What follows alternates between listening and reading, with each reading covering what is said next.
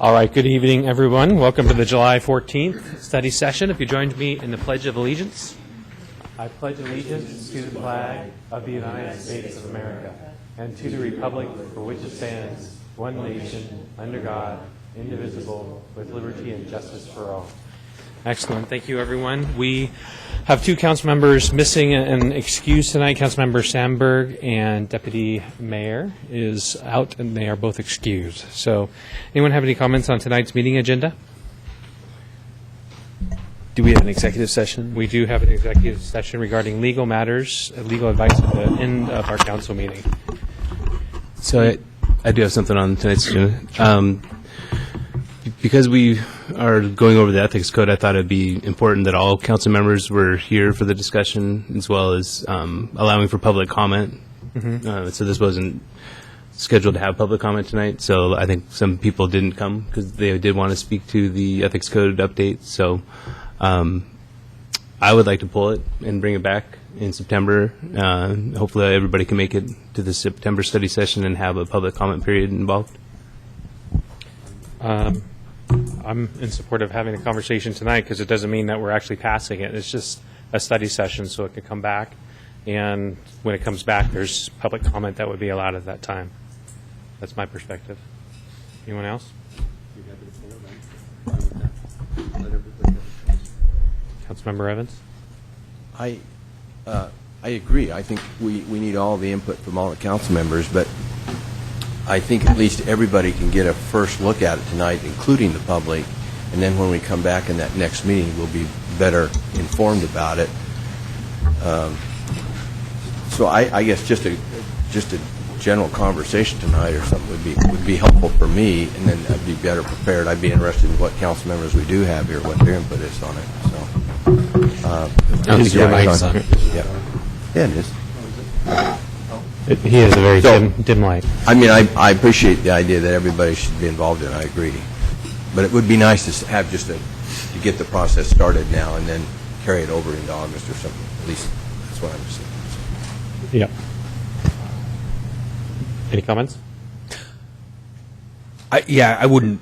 I think that we should have the conversation. I mean, I think staff is prepared tonight. I have some questions I'd like to at least get them thinking about. So we're obviously not going to pass it tonight, and we'll probably have several more meetings about this. So I don't see the need to pull it. Yeah.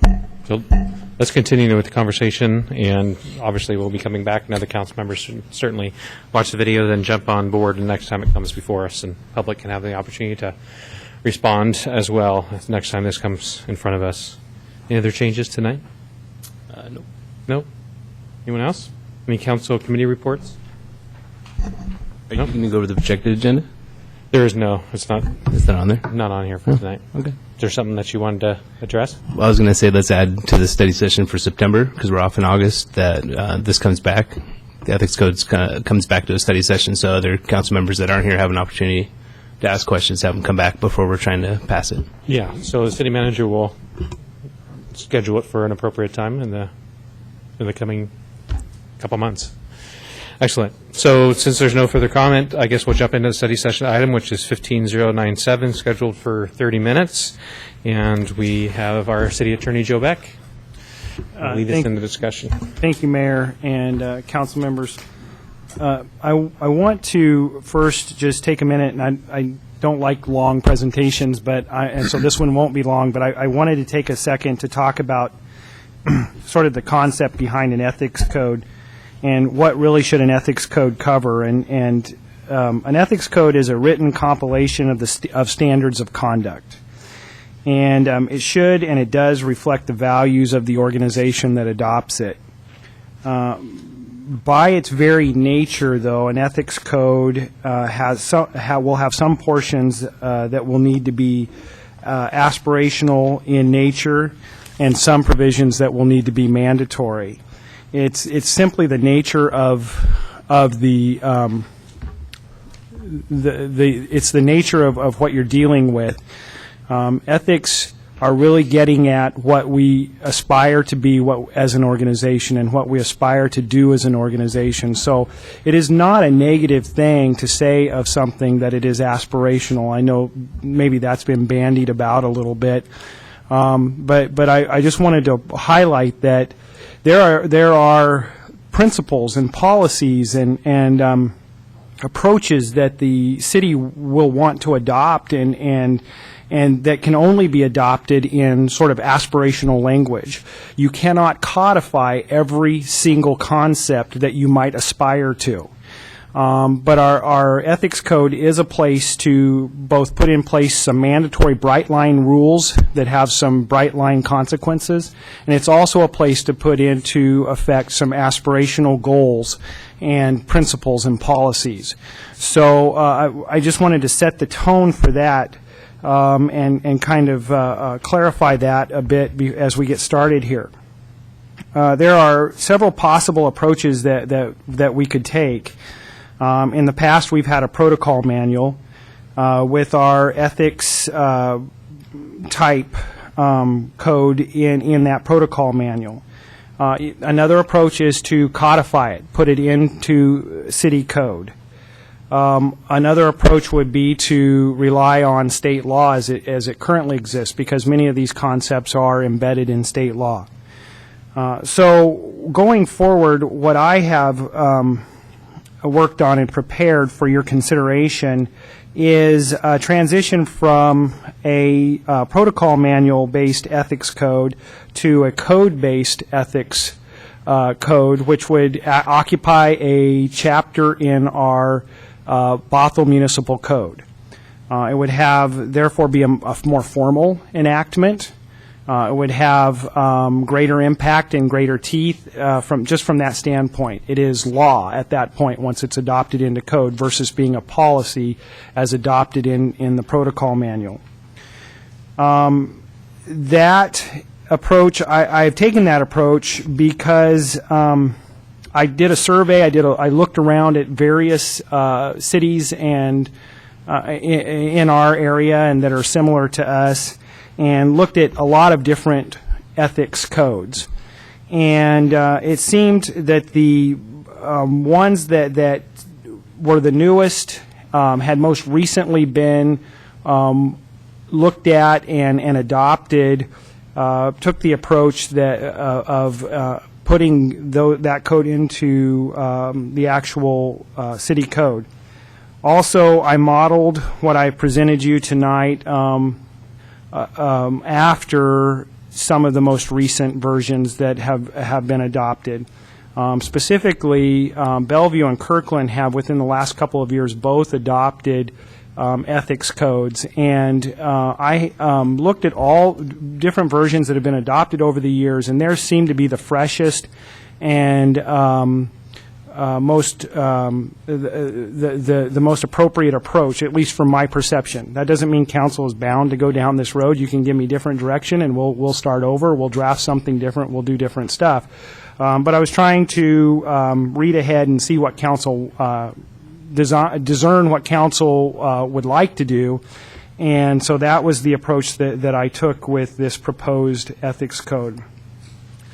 So what is different about this code? I want to take you through. I attempted this afternoon to put together a comparison. It's not a chart, but it's a table with a couple of columns. And on the left side of that comparison is, and it's in front of you there tonight. On the left side are the major points from our current protocol manual. And then on the right side are the major highlights of our draft ethics code that we're looking at tonight. So if you look, you'll see that the protocol manual has a set of aspirational goals and policies and that sort of thing in section 1.04B. And I've set that out there, that language verbatim in that first box there.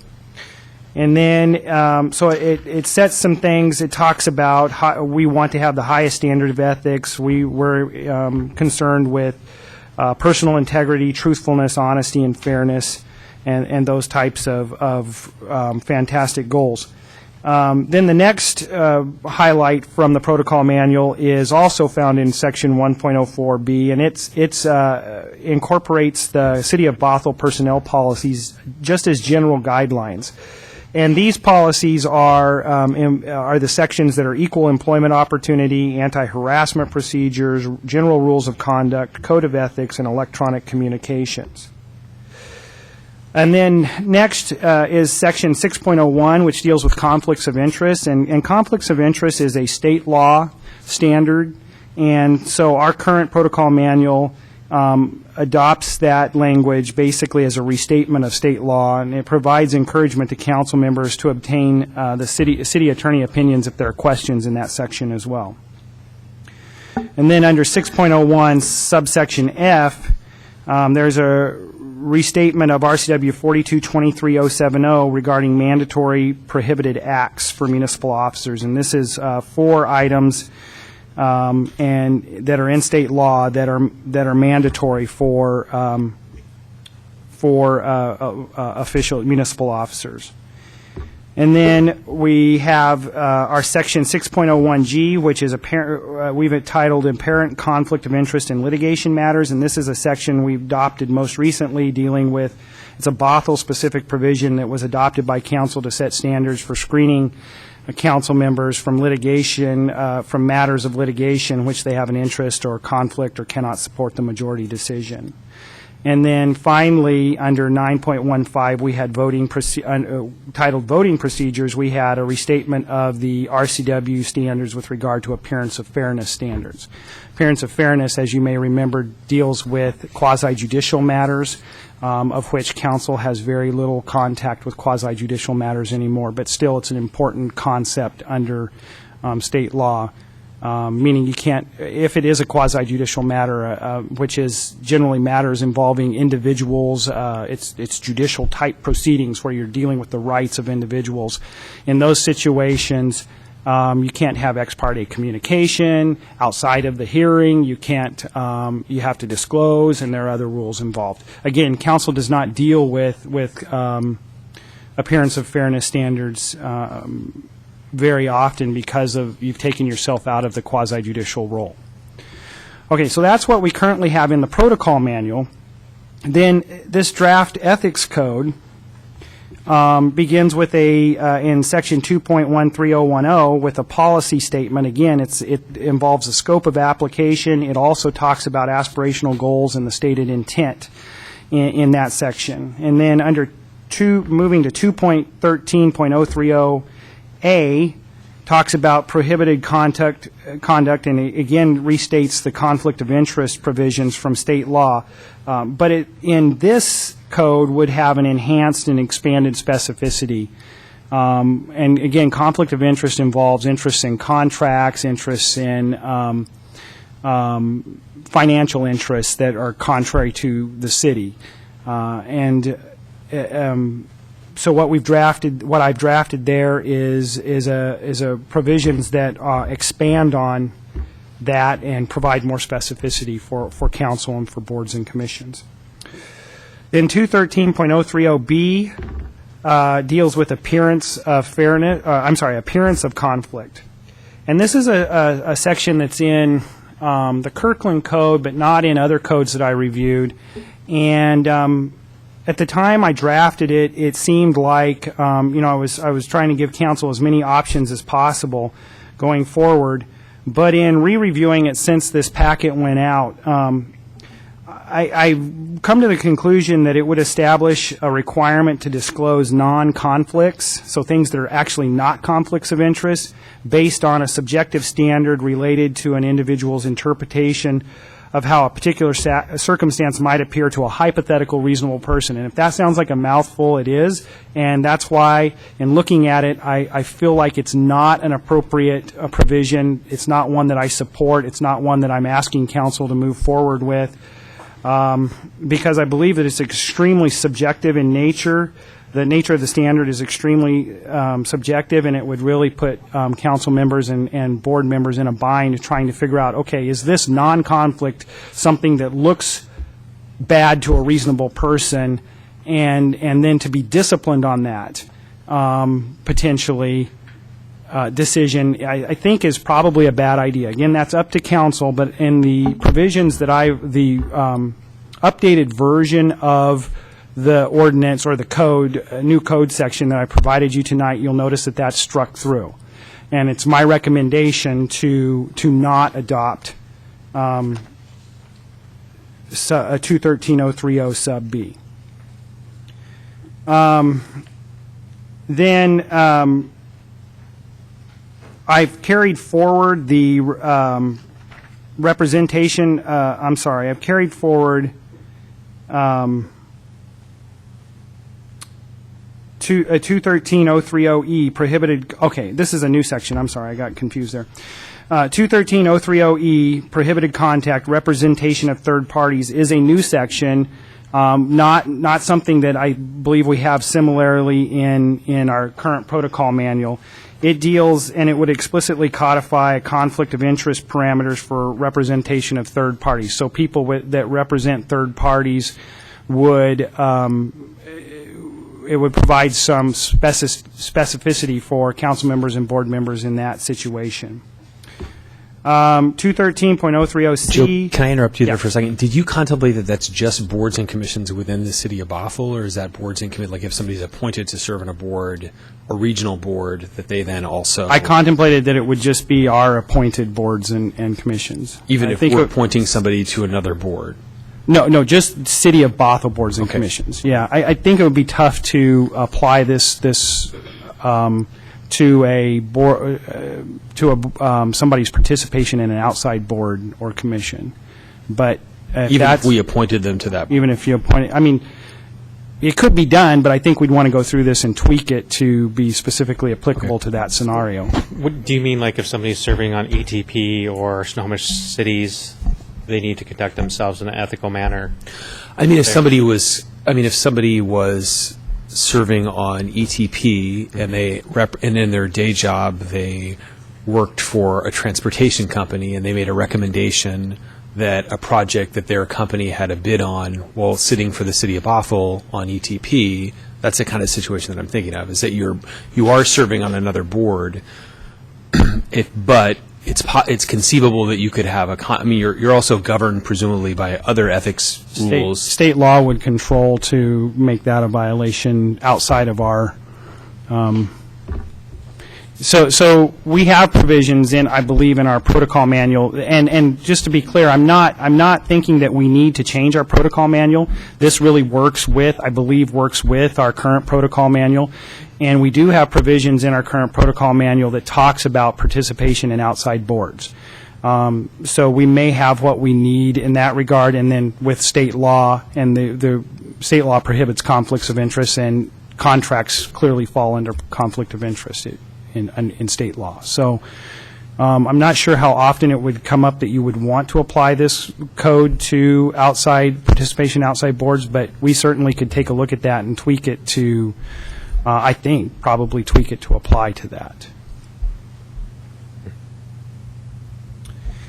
213030C deals with the apparent of conflict of interest in litigation matters. That is, again, just this carrying forward our Bothell-specific provision on that into this new code. It is not, that's not a new provision.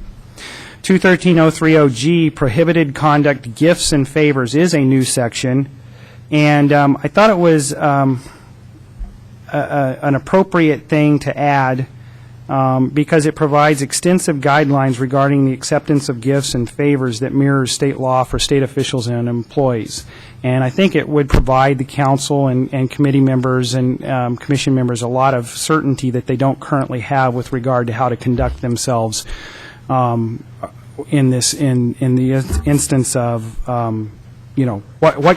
what's a de minimis, what food can you eat when you go to a dinner put on by somebody, it just provides guidelines and people can relax a little bit and know, I know, because there's a clearly defined, we've set a standard for the city on that. And that's not something we've ever done very well.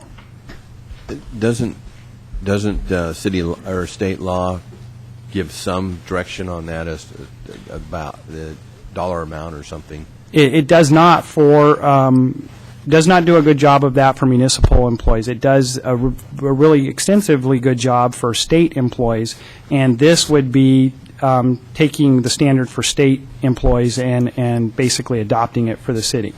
But it doesn't specifically apply to the city, and the only way I know of to make it apply to the city is for the city to adopt it. And then 2.13.030I would be regarding property interests, and it's a section we added to provide specific guidance regarding the duty of officials with regard to situations where the city has an interest in property. Then moving to 2.13.040A, that involves it just states that we must comply with other laws, and I think it's helpful because I've included an appendix that lists state laws that every council member and committee and commission member needs to be aware of and needs to conduct themselves in compliance with.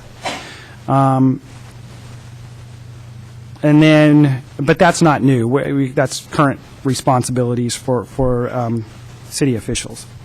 2.13.040B is called ethical standards, and it talks about various standards that are a combination of aspirational goals and requirements, including personal integrity, working for the common good, respect for process, commitment to transparency, conduct of public meetings, decisions based on merit, ex parte communication, attendance, nepotism, advocacy, and the role of legislative officials. What's new about this really is that it's more expansive and definitive statement of ethical issues with regard to areas where aspirational elements and themes cannot be avoided. So it's kind of a mix of things that are required by state law and mandatory, and these are the goals that we want to achieve in and around these requirements. So the new part of that for us would be that there's a lot more specificity and I think more standards there to look at. And then finally, 2.13.060 gets us into the newest and most different part of this code, and that's the ethics officer. It establishes a position of an ethics officer for the city, includes qualifications and duties. And then in 070, it provides for advisory opinions, the provision for this ethics officer to provide advisory opinions to city officials. And then in 2.13.080, there is a complaint and enforcement procedure that is established there, and it establishes a process and standards for filing of complaints and for handling and responding to complaints and for providing, giving decisions, and then ultimately for council to take action, disciplinary action, if needed. You'll see some red lines in the version that I handed out this evening. Those are, quite frankly, me going back over this in between the time I sent out these materials to the city clerk to be published and tonight, and looking at trying to implement some cost-saving features. If we hire an ethics officer, where it'll be somebody who is an attorney, and that person will cost some money. It's going to cost the city some money to do this, and we don't currently have a budget for that. So there is a financial component to this. I estimated $10,000 on the agenda bill because that's what the recent investigation costs the city. So if we figure we might have one investigation a year, or we might have years where we don't have an investigation but where we have complaints that have to be processed and dealt with, you never know so it's a little bit of a shot in the dark, but I have estimated that $10,000. In an attempt to sort of curb expense, I've added some language there at the end that provides for some preliminary procedural review by the city attorney, and it could be the city attorney or it could be some other as designated by the council. But it would simply look at procedural issues and say if we haven't met the strict procedural requirements for filing a claim, then it could be rejected or sent back for perfection of those procedural elements by the city attorney, and we wouldn't have to spend $400 to have our ethics officer make that decision and just kick it back when I or somebody else could have seen right away, this is something that's going to get kicked back and need to be perfected. And then the other provision is, at the end, I've added some provisions, since this was first published, I've added some provisions that would allow for us to deal with problem complainers. If we have chronic complaints where somebody, and what I've chosen is 12-month period, if we have 3 complaints that are basically have been found to be frivolous, that person could be, within that 12-month period, we could basically designate them as a frivolous complainer and reject their complaint on that basis. It's not a final, it's not a, we just reject, you go away. What I've built into that is a provision that any rejection of that nature would be summarized in a decision, a written decision that would go to the complainant, the counsel, and to the person complained about. And if counsel did not agree with the decision that it was a frivolous complaint or that it was something that should be kicked summarily, counsel could, by majority vote, reinstate that complaint and send it through the process. So, it's not an attempt to try to put a lot of power in administrative hands. Rather, it's an attempt at economy and trying to get at some of these maybe abusive uses of this process. So that's what I have tonight. I think I've covered everything I intended to cover. I'm happy to answer questions or help facilitate discussion in any way. Great. Anybody want to jump in first? Joe, so I had a couple questions, and I guess I'll start with what you left off on in the administrative dismissal of complaints. I know other ethics agencies do have that ability to dismiss administratively that's not subject to review, like the Public Disclosure Commission. The executive director can dismiss a complaint that comes in. Is that, to me, one of the advantages of having an ethics officer is that it is sort of immune from the political process. It's somebody who's an independent person who has an independent charge. And I actually think it's a good thing, not a bad thing, to have somebody who is not subject to political pressure to rule one way or another on ethics violations, but can just make their fair reading of the law. And I support the administrative dismissal of complaints. I'm not sure I'm on board with number B, that if you have your assessment as an attorney or a future city attorney's assessment, and then you have an independent ethics officer who says they also believe that the complaint is frivolous, that the city council could by majority vote reinstate what an independent legal officer has deemed to be a frivolous complaint. That seems odd, because then you're sending it back to them for an investigation of what they've already said, look, I felt like we shouldn't have looked into in the first place. Yeah, I agree that's, I guess, inherently, there is a conflict there. I drafted that, and I don't disagree with you. Okay. I would have no problem with striking that last provision. I agree with your logic. I think that I agree with you. I drafted it in an abundance of caution to give counsel security if they felt that it was necessary. And then with respect to the complainants, it seems to me the issue of a dismissal, somebody could is more unique to the individual rather than to the complaint. Somebody could have 3 bad ideas and 1 good one and throw it forward, but I think it's more the idea that you have somebody who's sort of serially abusing the process. And if somebody is identified as being a serial filer or somebody who's just kind of throwing complaints out there, I almost feel like the administrative dismissal resolves that issue. I don't know that you need to say the person's done it, unless if you take out B, I'm not sure that's an issue. But then again, I'm not the person who has to do the work. I think you would have the capacity to just say, crazy complaint comes in, crazy complaint goes out, because there's nothing to it.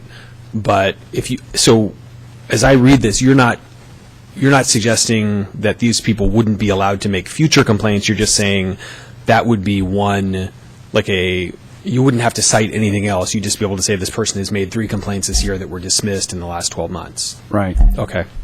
Yeah, and it wouldn't forestall them forever. It would just sort of hit the pause button for a little while until some time had passed, and then they could have another run at it.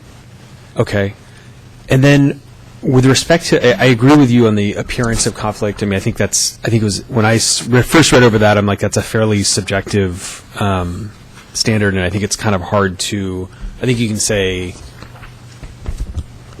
what it is, but I think looking at somebody else and saying, hey, what that person would do. But with respect to the property issue, I mean, do you believe that this would apply to the city acquiring property that somebody was adjacent to or had an interest in, or had that their property value was impacted by an acquisition or disposition of property? Because I think if the appearance is in, I think a reasonable person could say, yeah, that is a conflict, or that person clearly has some. Yeah, and the intent with that, and so we'd have to tweak, I just realized what you're saying, we'd have to tweak the, that section or remove that property interest section if we were going to, if we do remove the appearance of conflict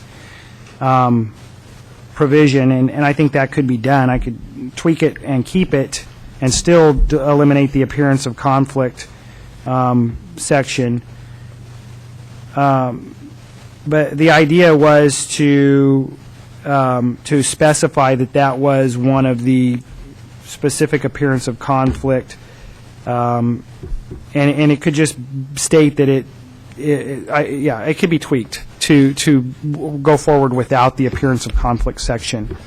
The idea was to specify that in these situations where the city has an interest and everybody knows the city has an interest, that that's something that we're going to highlight and be aware of. Because it's not, I guess what I'm saying is that there's a corollary to that concept that isn't necessarily spelled out there, that the city could be, if I have a industrial plant next to my house and the city says, you know what, I'm going to buy that and turn it into a park, I don't have any financial interest in that. I mean, I'm not seeking to buy the industrial park, I'm not seeking to take it off the table, but it clearly benefits me, and it benefits me both personally and financially if the city takes that action. So if I'm participating in that decision, as I read this code, I would be conflicted. As it's currently drafted, I would have a conflict in that. I mean, there would be an interest, as it's currently drafted with that perception issue there would be a conflict of interest, or there would be at least a perception of a conflict of interest. Well, it would only apply, the conflict would only, however we term that ultimately, would only apply if an official was acquiring or seeking to acquire an interest in property, in that property. So it's not a So you're saying conflict- because you've stricken the appearance issue, that wouldn't be a problem with that? Because you've stricken 2.13030B in your draft ordinance. You're saying that wouldn't be an issue? Right, I think it simplifies it Okay. quite a bit. And again, that language needs to be tweaked a little bit going forward if we do strike B, Okay. but I think it does clarify it and simplify it a bit. And then the last question has to do with the issue of like other boards or commissions or somebody in your, and it kind of goes back to this idea of the property issue that you had said of where you have an interest in something else. If somebody in there has an outside financial interest in a competing opportunity for the city of Bothell, whether it be a grant or an employee or a piece of legislation, that their day job brings them into conflict with the position of the city of Bothell, is that captured by do you feel that that would be prohibited under this code?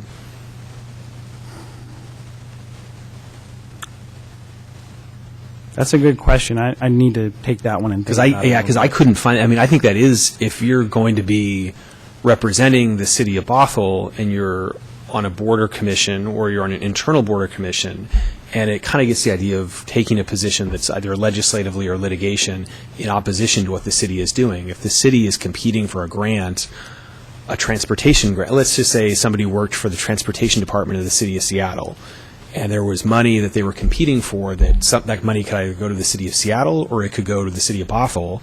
We were both competing for the same grant, and the person who was sitting on that transportation board said their day job and their salary and their family was paid by the city of Seattle, but the city of Bothell had an interest in that same funding. If they're sitting on a transportation board, to me, that potentially raises an issue of a conflict where you would say, look, my personal financial interests are different. I can see your point, and this, the conflict of interest provisions in this proposal would not probably get at that adequately. Okay. It's more of the standard state law version of conflict of interest that involves contracts and financial interests on a personal level. So I guess I'd like to see that expanded to include that possibility, because I think if we're going to be capturing other activities, I think it's important that when people advocate that they're doing for the city of Bothell, if they're on a board or commission, that they're advocating for the city of Bothell, that they're not wearing different hats, that they're not, competing with their personal financial interests on something else. I think it's important that we have that in this ethics ordinance. Okay. That would be something that would have to be, clearly now that we've talked through it, would have to be added to Okay. what's here, because this would not reflect that. All right. That's all I have for right now. Great. Others? Councilmember Evans? So, Joe, we have a protocol manual that has some of this information in it. So this effort was merely to expand upon that. Is that correct? Yeah, this was a request by council to bring back a more comprehensive ethics code. Okay. And so by doing that, you researched what other cities have done and looked at current codes in the cities and things. So this is kind of gleaning the best of what's in some of those documents and bringing it to us, compiling it into a document. Right. I've compiled provisions from a number of I've looked at a large number of ethics codes, and then I have compiled elements of maybe 4 or 5. Okay. It will look, if you go and look at Kirkland's or Bellevue's, it'll look a lot like theirs. Okay. So is it common for cities to have an ethics officer? Did you find that common? It is. Well, I don't know about common.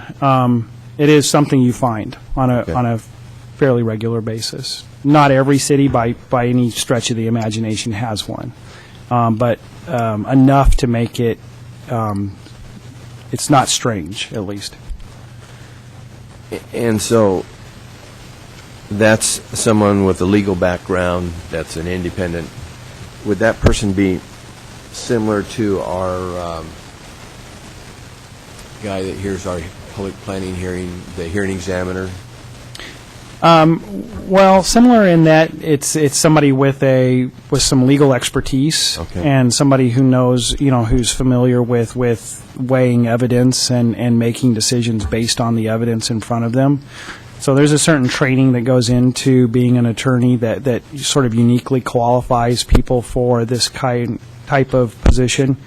It's not absolute that you have to have somebody with those that has an actual attorney. But it's my recommendation that that's a qualification that you include. So if we did not have an ethics officer, what then would be the procedure in general going through the process of a violation or a... Well, you could. I mean, it's as varied as you can think of. There are a few ethics boards out there. There are bring things back to council, and council hears it as a whole. There are, I think, at least one ethics committee that was set up by council. A subset of their own body. This seemed to make the most sense to me. And then a lot of cities, I'm sure, do it on an ad hoc basis like we've done in the past. So this just seemed to make the most sense to me. Well, it seems like a very comprehensive document to me. I mean, there's certainly a lot of detail in here that is beyond what we have now, and so I'll be interested to see how this moves forward and the input and things. I'm impressed with what you've put in here and the detail that's here. Great. Councilmember Rayum or Agnew? Agnew? Joe, when it gets down to nepotism in appointment of boards and commissions, it talks specifically about nepotism, but what about an employee? Hypothetically, I have a company, and I want to do parks, and I put an employee of mine on the Parks Board. I mean, there probably wouldn't be an issue, but there would look like there was an issue for transparency's sake. Can we say, or do we have any control in that? And that's, the city council will not appoint relatives and/or employees of council members to board and commissions or other appointed positions. Council could do that. Council has that latitude. It would be unprecedented in my experience. It's not a provision that you would find, I think, in any other ethics code in the state. I guess I'd be really surprised if you found it anywhere else. And there are some reasons for that. One reason being that it's just not considered to be a conflict, and basically you're asking people who to either choose to be employed or to serve, in certain circumstances. The other reason is that the employee of a particular individual, council as a whole can say that position is too, that there's too close a relationship. Or for any reason, they can say, we're just not going to appoint that person. So council ultimately retains that power one way or the other to keep from putting somebody on the board. It's just that in the situation of nepotism, that's just classically regarded as something that we're just not going to even go there. So that's, but to answer your question, council could do that. Complete your questions? Perfect. Councilman Ram? So on the nepotism thing, I saw the term business relationship as well as potentially being important to expand beyond just a relative. I think nepotism could easily happen with a subordinate or somebody that you have a business relationship with to have placed on a board or a commission. So on page, whatever it was, page 20. Page 19, let's see here. The decision should, okay, one second. Oh, it locked me out.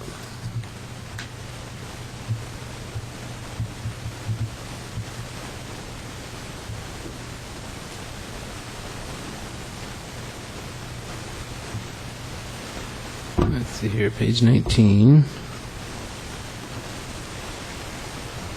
The bottom, decisions based on merit. So it says officials, this is the draft language, officials shall base their decision on the merits and substance of the matter at hand on greater public policy considerations rather than on unrelated considerations. So I really like Kirkland's version of that, where you would say you keep the decision based on merit. Officials base their decision on merits and substance of the matter at hand, and then change it out for the common good, recognizing stewardship of public interest must be their primary concern. That's that comment. Is this new drafted code, does it address if a council member violates municipal code? Yes. Because I didn't really see, where was that at? The provision on prohibited conduct, I believe, 030, let me see here.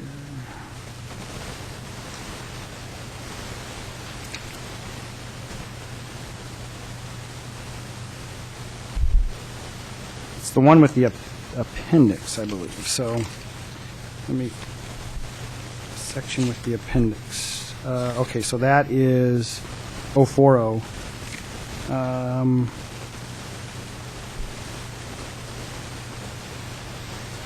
Compliance with other laws, A1, 213.040A1, compliance with other laws. Officials shall comply with federal, state, and city laws in the performance of their public duties.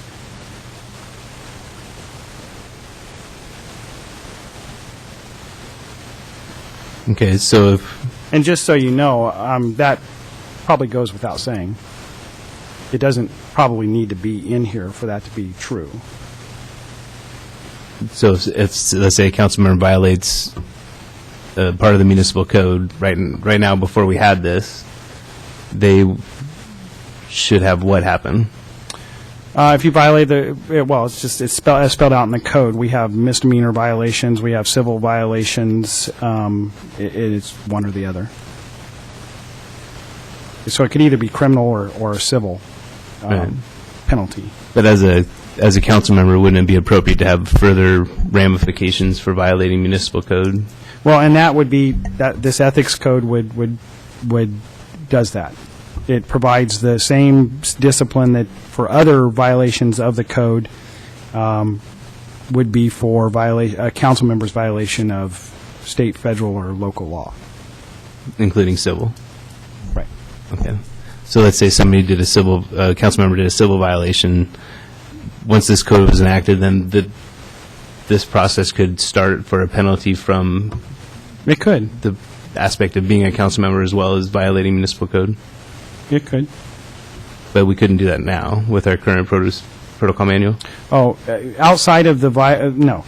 This would add, because there are specific disciplines that can be enacted by council under this code would add an additional avenue to discipline a council member or committee member, or commission member who violated city law, Okay. beyond just the civil or criminal violation penalties that are already included in city law. So enacting this will give us that additional capability. Okay. So the part about an ethics officer appointed by, I think it said that you would appoint him or the city manager? It's the city manager subject to council approval, or, yeah.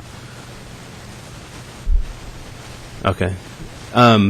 Because I thought, I read Kirkland's, or I can't remember which one it was, but they had an ethics committee of the public. And I kind of like that approach better, instead of it being all done kind of from the inside of the city. When we have an ethics problem, I think the public is acutely interested, and having a committee already assembled and ready to go for such instances, I think would be better than handling it internally through the, no offense, through the staff and an attorney we hired. So that's all the comments I have for now. So out of curiosity, who would appoint the ethics committee? Well, I would assume we would have to appoint the ethics committee. I guess I wouldn't want it to be a committee. I would want it to be a board or a commission where we're not seated on it. It would be just like any other board or commission that we have. Any other questions? You guys ready to wrap this up? I had one You have additional one more? question. Okay. Hey, Joe, on going back to H of property interest, I just had some proposed language for you. It said it shall be an appearance of conflict under subsection B of this section if any official acquires or actively seeks to acquire any interest in property in which the city has an ongoing interest or stated goal to acquire, or if the official will personally benefit by the city acquiring or not acquiring a piece of property. I'll have to get that from you. I'm not Okay, quick yeah, enough to- I'll email it to you. I just wanted to get your thoughts on that.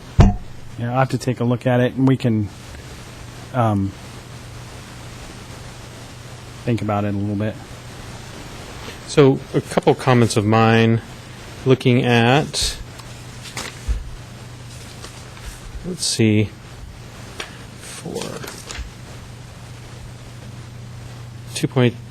2.13.080, number B4, it says disposition in the event the hearing examiner. Is it the hearing examiner, or would that be a term to be changed to the Does it ethics say Hearing officer? examiner, there should not say hearing examiner. Should be ethics officer. Yep, that's Okay. a typo. Great. And then, in the new section 6, I have to find the solution, which ultimately then is at the end of number 3, to the start of the sentence. So administrative dismissal of complaints if after the preliminary review or investigation, and it goes so on for 1, 2, 3, the city attorney in consultation with the city manager may dismiss. Should there be clarity at the beginning of section A, what the purpose of this section is? Clarity is always a good thing. Okay, so maybe just, If it's confusing, we can certainly reword it. yeah, I guess just add a few sentences of what the purpose of that section 6 is, so that'd be great. One more, yeah? I had one additional question on, well, it's page 5 of the copy, but it's here 2.13040B. So it says officials are also encouraged to comply with the following standards. So that usually signals to me that that's pretty loose from a municipal code standpoint. So what is it, why did we select that word? Well, Personal because integrity, common good, respect for process, all that. right, if you read through, this is where we mix quite a bit of sort of aspirational goals that just simply don't lend themselves to codification, and some requirements that are more or less either from state law already in place or otherwise picked up in other places. So it's really to indicate that personal integrity, it's hard to legislate personal integrity, working for the common good. It's difficult to legislate working for the common good. And so that's what it's reflecting. It's almost impossible to say you will be disciplined for not working for the common good.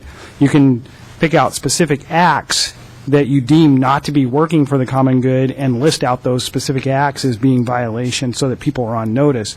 But to generally state that working for the common good, not working for the common good is going to get you disciplined is an almost impossible standard to enforce, because people never quite know for sure whether they are working for the common good, or they may think that they're hitting that standard, and other people may have different interpretations of whether they're making that standard or not. And so that it's reflecting that type of conundrum. So I guess that section then would not be exactly enforceable then by an attorney, like if we had an ethics. Well, there is mandatory language throughout, and it would be my intent that the mandatory language, thou shalts, would be enforceable, and if we need to add language to clarify that the sort of the thou shalts that are beyond sort of aspirational things that are difficult to codify, there are some of those sprinkled through there. And so if we need to add specificity or language that indicates that anything that says it's mandatory shall be a violation, that we can do that. We could do that. All right, thanks. But the intent was to make it a mix of the two. Perfect. Well, we've taken a 30-minute discussion and turned it into a 50-minute discussion, but I think it was a good one, and we're not done yet. Just, can this information, or I'm assuming this information will be passed on to our two council members that aren't here tonight, at least what was handed out? Be good to get that information to them. Agree. Thank you, everybody, for the interesting discussion. Next item on the agenda is AB 15098, the study session regarding community engagement. We have a presentation from our Assistant City Manager, Peter Troedson.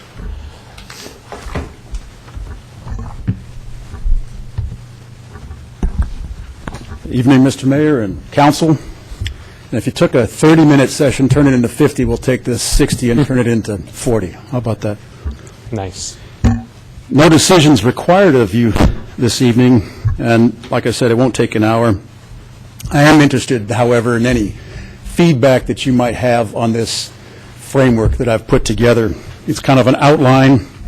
The slideshow will look slightly a little bit different than what you have in your packet because I added some animation to it. So let's start in. Community engagement. For the purposes of coming up with this plan, this framework, I did a lot of looking around, and I borrowed liberally. I prefer that to plagiarize. I borrowed from several sources, and one of the definitions is the process of involving people, citizens, in city government decisions that affect their lives. So by educating citizens and promoting shared responsibility for decisions, community engagement basically improves governance. So the context the context in which this plan or this strategy will be created would recognize, first of all, that some essential points about demographics. The city's got 42,000 people in it. and quite a few others who come in to work or play. But perhaps more importantly, there's some very diverse communities. And engagement to date has been by methods that we talked about at the retreat in January. Many of these are what could be considered traditional methods: meetings, hearings, open houses, print media, etc. And then more recently, using modern technologies, and I would say BCTV, Twitter, Facebook, other social media avenues. So the objectives, what I would propose to you is that city governments need to move beyond informing their citizens and seek opportunities for the community to collaborate, much as Bothell did in 2008 for its downtown revitalization. These would be the objectives that I would propose. Opportunities for community participation in the decision-making process, a strong foundation for understanding and collaboration, which does promote shared responsibility for decisions, and then sustained collaboration, partnerships, and new ways to engage and empower the community. Working toward these objectives will help to institutionalize community engagement. They're designed to involve a community in the full range of our strategic projects, the ones that you can find in Imagine Bothell, from redeveloping downtown to building a parks and open spaces action plan, and then ultimately to reimagining Canyon Park, and also local projects such as maintenance of streets and sidewalks and upgrades of parks and playgrounds. And through engagement, the city would aim to capture and consider the diverse interests and views of all its residents, workers, visitors, and businesses, to strengthen communications with stakeholders, and help leaders identify clear priorities for strategic planning and budgeting. So the guiding principles that I would put forth for community engagement: transparency, being clear in the scope and purpose; inclusiveness, being accessible and balanced; dialogue for open and genuine discussions that's supported by timely and accurate information; and influence reflected in outcomes. So I have to admit that, as I told you in the beginning, I borrowed liberally, and the next slide you'll see is a model called the Public Participation Spectrum, and this is borrowed from, and who knew there was such an association as the International Association of Public Participation. But it helps to place our ongoing efforts into context and perhaps to set targets for the future. So you see at the left-hand side, in the beginning stages of any engagement effort, and I would submit that city governments have been doing it for a long, long time, is informing their citizens and even consulting with them. And then as you get a little further down, involving and collaborating on decisions. And that, of course, is something that perhaps where we can make advances. Community engagement techniques. What traditionally face-to-face events have been a large part of what we do, and these would include public seminars, workshops, community meetings, local events. Sustainamania is a good example. Public exhibitions and submissions, and then in the future we'll have in our new city hall we'll have a fairly strong customer service desk and the capability to provide customer service. Publications and traditional media, the Bothell Bridge, advisory panels and commissions, the Parks and Recreation Board, signage and notification, stakeholder outreach. A lot of things come under this one as well, such as meetings and roundtables, the Downtown Business Group, Chamber Business Advocacy Committee, partnerships with civic organizations such as Rotary and Kiwanis, and then periodic focus groups and community satisfaction surveys. But online opportunities and social media offer perhaps the best new opportunities. I'd include in this our City of Bothell website and the social media channels that we have, and a dedicated online survey and consultation portal, which we now have, called mysidewalk.com, and which we plan to use for discussions, engagement. If many of you have probably heard of a 311 citizen request management system and various open data types of applications which allow people to drill down into finances. Online engagement, let me go back to that. Online engagement holds probably the best promise, and that's for 4 reasons. One is identified as time poverty, and they describe that as the fact that work, family, and social commitments leave little time for many people to engage in community dialogue. Another reason, internet saturation, the fact that more people have access to the internet now than any other form of community engagement. Value, the fact that online community engagement tools are far less expensive than face-to-face events and telephone and print surveys. A fourth one is the fact that they provide better information for decision-making. And they describe this as the fact that the online environment provides a relatively secure space, and I mean secure in the sense that people who want to remain anonymous can do so, and that it removes barriers and helps community members enter the conversation. And then finally, because it engages underrepresented groups, online tools provide an accessible option for the largest and most underrepresented groups in the community to get involved in conversations: working parents, younger people, disabled persons, shift workers, etc., people who are not normally seen at community meetings. So some key consultation projects which, as I looked into the future, at the present and then into the future, right now we have our citizen survey that's ongoing, and surveys of Bothell citizens have been conducted in 2001, 2004, 2008, and now again in 2015. And these surveys have been one of those traditional methods for which, for community engagement, and they focused on the city of Bothell as a place to live, where it's heading, its attitudes towards services, its attitudes on taxes and on public safety issues. And this survey that we have ongoing now is currently at 22% return for the scientific sample, which is pretty decent. And then as of this morning, 366 people had filled out the online portion of the survey. That's not the scientific portion of it. It's the same survey, but it's not randomly selected respondents. So next, I would say that we need to begin an easy-to-access and informative budget tutorial, and our finance director is working on that. And unfortunately, with the Eden software that we've been using for many years, there are significant limitations, and we can't go much beyond the inform stage that you saw earlier.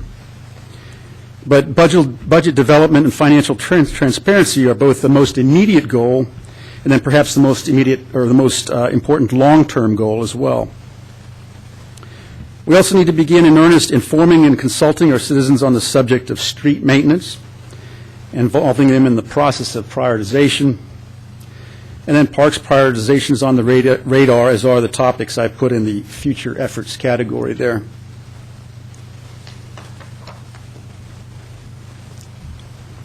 For implementation, it's pretty clear that community engagement already exists on many levels and in many ways. So the first bullet here, resources needed, shouldn't be too daunting. There's much that we can do, much that is being done within our base funding.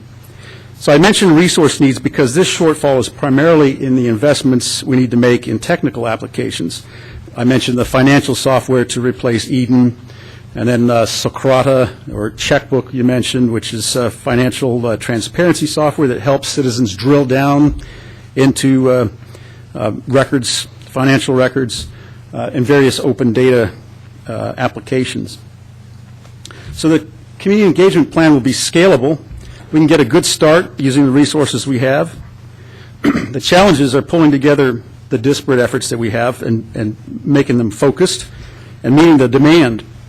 Staff will necessarily be devoting more time to the extent that we embark on new initiatives. And limitations, as I mentioned, without investments in a financial system and other applications, we're limited in the extent to which we can benefit from those technological advances. And the important thing is to be communicating. And I would point out that the council, you've already funded a half-time FTE for a communications officer, whom we have with us tonight. Okay, monitoring and evaluation, just in wrapping up. Community engagement activities can be monitored for effectiveness through both quantitative and qualitative measures. The numbers of people involved, qualitative feedback, and other measures will be used, and these will be outlined in the plan, as well as the regular schedule or the periodicity for conducting these measures. And in conclusion, I'll tell you that the plan will represent a way forward and outline a scalable path. It'll provide a set of philosophical underpinnings and clear objectives, and it's a commitment to engagement, and as such will also identify our points of contact within each city department. And that's the end of this presentation, and happy to answer questions or participate in the discussion. Great. Thanks so much, Peter. Anyone questions? No? Councilmember Ram? Stay with us, Peter, or? Yeah. You mentioned that 22% of the statistical sampling came back. What was the total that we put out there? I guess how many came back as a number instead of a Just percent? a little under 5,000, like 4,980 some odd, That's how many we had come back? mailed out. Oh, okay. And then 22% of that came back. Well, there were about 150 of them that were undeliverable. So when you take that number off of the denominator at the bottom, so that brings it down to, what, 4,800, 4,700? And then what you get is a percentage of 22%, Okay. based on the number. The numerator would be the number who returned, either mailed in their survey results or did it with a code online. Okay.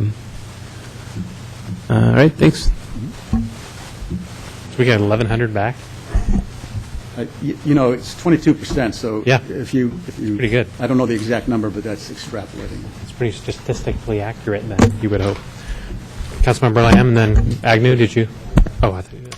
Great. So, Peter, thanks a lot for this presentation and for the work that you're doing on community outreach. I really appreciate it. I had one question on, so we're going to get back, do you know when we'll have those survey results back for the statistically sort of valid or the ones that Right. were genuinely random? Right now, the survey's still open to people who want to, and we've invited people to participate in it, but as you'll recognize, that's not, it's the non-scientific It's like the instant group. poll kind of. That'll close on the 31st of July.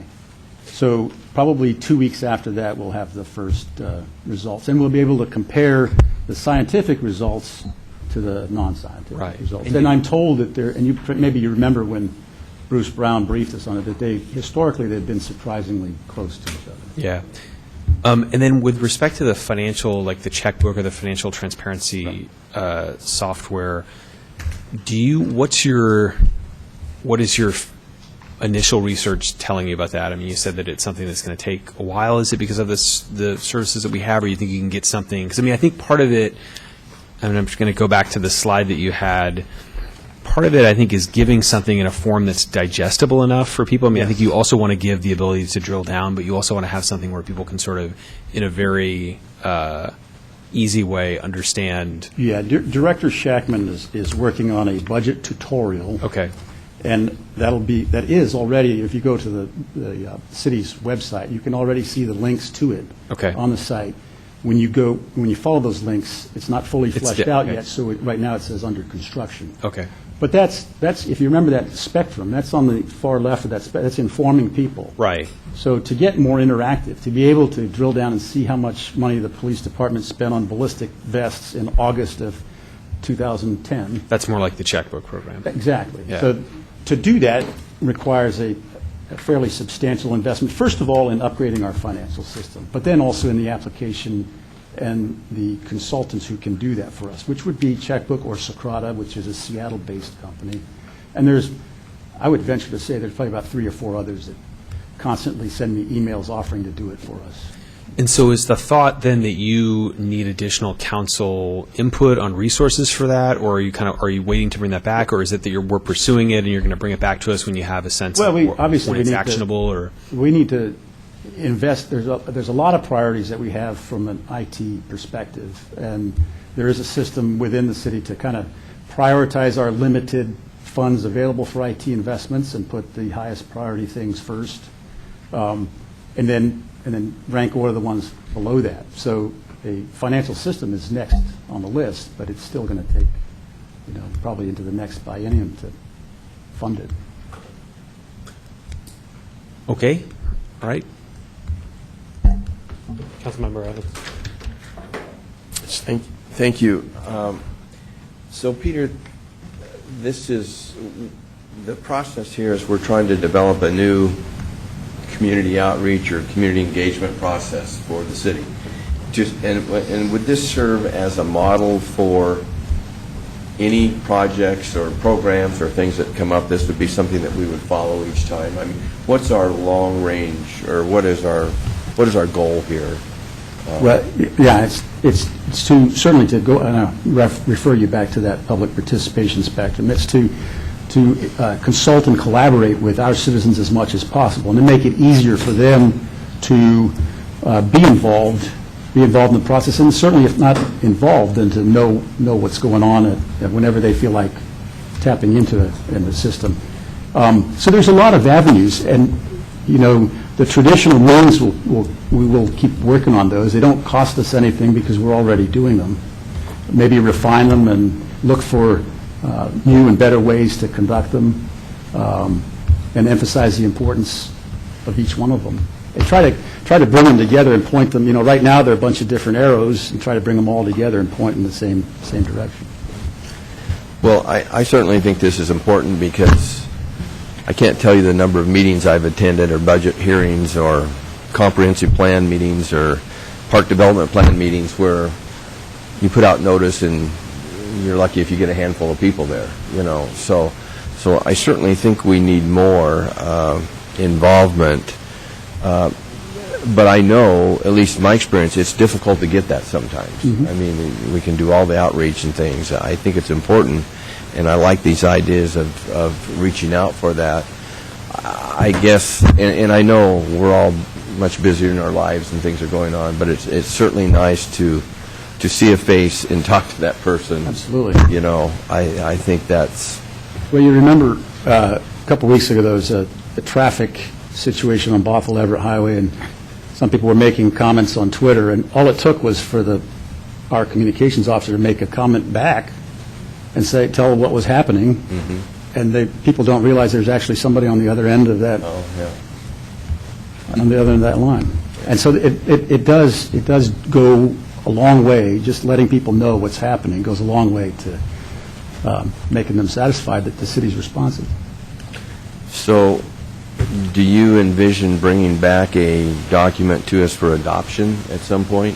Yeah, a plan. Yes, exactly, a plan. And I set a goal for myself by the end of August. That's probably too ambitious, but sometime within the next 3 months. Okay. Great. Thank you. You ever consider an app Yes. for like an iPhone or handheld device? Because, I get notifications on my phone, pops up, interesting news, Absolutely. whatever it might be. And, we're redoing the Explore Bothell website as well as the Bothell City site, and that will be mobile friendly. It's not an app per se, but it'll be mobile friendly. So when you pull up that site on your phone, it won't be like size, 0.005 font. Could you imagine, we have 42,000 residents in the city of Bothell. Who knows how many iPhones? Probably 60,000. But even if we had 10,000 people download our app and we could send out a notification of a public event, or if we're looking for somebody's or community's input on a certain item, we can just send out a notification. They could click yes or no. That'd be pretty amazing. And apps are so inexpensive nowadays. Might be something that we should consider. Okay. Great. Well, everybody, I believe, has had a chance to contribute. Great. Thank you so much, Peter, for bringing this before us. Council will be going into executive session until approximately 8 o'clock or sooner regarding legal advice. We don't expect any... we're not coming back. Joe? Okay, good. Thank you, and council will be adjourned after that executive session. Thank you, everyone.